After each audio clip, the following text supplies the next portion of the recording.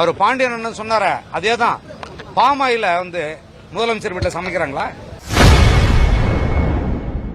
தமிழக அரசியல்வாதிகள் கமிஷனுக்காக பாமாயிலை வைத்து அரசியல் செய்வதாகவும், பாமாயிலை வைத்து முதலமைச்சர் அமைச்சர்கள் குடும்பத்தில் சமைப்பார்களா என இயக்குனர் தங்கர் பச்சான் கொந்தளித்துள்ளார். பாமாயில முதலமைச்சர் வீட்டில் சமைக்கிறாங்களா? பாமாயில அமைச்சர் வீட்டில் சமைக்கிறாங்களா? வேளாண்மை துறை அமைச்சர் இருக்காரு, அவர் கையால தானே வழங்குறார். வேளாண்மை அமைச்சர் இப்ப மத்தியானம் பாமாயில சாப்பிடுறாரா? ஏன் என் மக்கள் மட்டும் என்ன, அவங்க உயிர் மட்டும் உயிர் இல்லையா? முதல்ல அந்த பாமாயில நிறுத்தணும், நிறுத்தி ஆகணும். அதுக்கான ஒரு உண்ணாவிரத போராட்டம் தான் இது.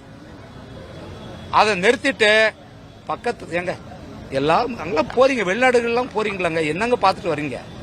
பக்கத்து மாநிலம் கேரளாவை பாருங்க, அவங்க கிட்ட உற்பத்தி ஆகிற அந்த தேங்காய என்ன அழகா பயன்படுத்துறாங்க பாருங்க.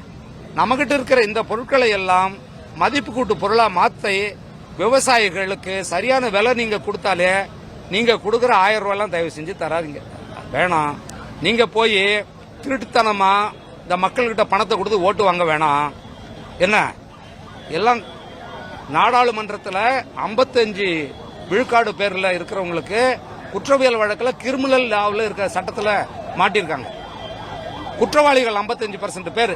இதெல்லாம் யாரு? உங்களை மாதிரி கட்சிகள்லாம் உருவாக்கி கொண்டு போற நாடாளுமன்ற உறுப்பினர்கள் தான். இவங்கெல்லாம் சேர்ந்து ஆட்சி பண்ணா எப்படி இருக்கும்?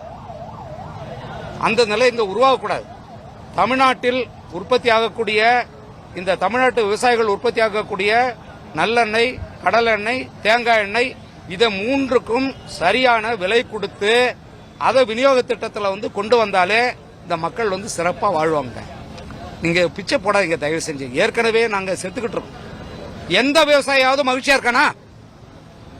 முதலமைச்சர் வாங்க, கிளம்பி வாங்க, வாங்க போய் விவசாயிகள்ட்ட எந்த விவசாயியாவது பாக்குறீங்களா? நீங்க எல்லாத்தையும் ரிமோட்ல அங்க திறந்து வச்சு உட்காந்து. செய்திகளை உள்ளது உள்ளபடி தெரிந்து கொள்ள ரெஃப்ளெக்ட் நியூஸை சப்ஸ்கிரைப் பண்ணுங்க.